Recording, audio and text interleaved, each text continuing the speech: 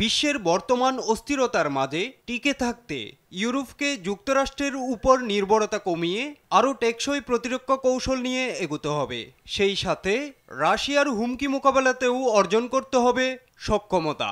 অন্যথায় ধীরে ধীরে মৃত্যুর পথেই এগিয়ে যাবে ইউরোপ নামের মহাদেশটি। এমন কথা বললেন ফ্রান্সের প্রেসিডেন্ট ইমানুয়েল ম্যাখো বৃহস্পতিবার প্যারিসের সুরবুন বিশ্ববিদ্যালয়ে দেয়া এক বক্তব্যে ইউরোপকে এভাবেই সতর্ক করেন Macron. Nous devons être lucides sur le fait que notre Europe aujourd'hui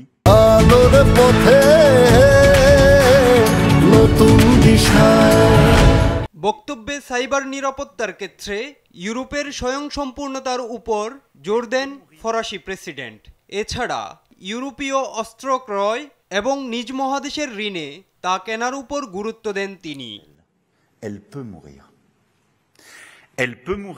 Russia Ukraine যুদ্ধের কারণে নিরাপত্তার জন্য যুক্তরাষ্ট্রের উপর নির্ভরশীল হয়ে পড়ছে ইউরোপ। এতে সামরিক অর্থনৈতিক দুর্বলতার কারণে ভেঙে পড়তে পারে ইউরোপীয় ইউনিয়ন। এমন সংখ্যা থেকেই এ মন্তব্য করেন ম্যাখো।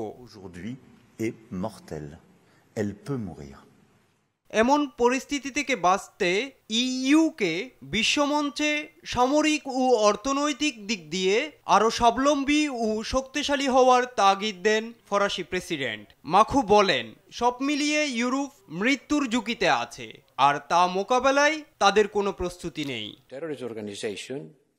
বক্তৃতায় ইউরোপের সাইবার নিরাপত্তা সক্ষমতা বৃদ্ধি এবং ব্রেক্সিট পরবর্তী ব্রিটেনের সাথে প্রতিরক্ষা সম্পর্ক আরও ঘনিষ্ঠ করার উপর গুরুত্বারোপ করেন ম্যাখো।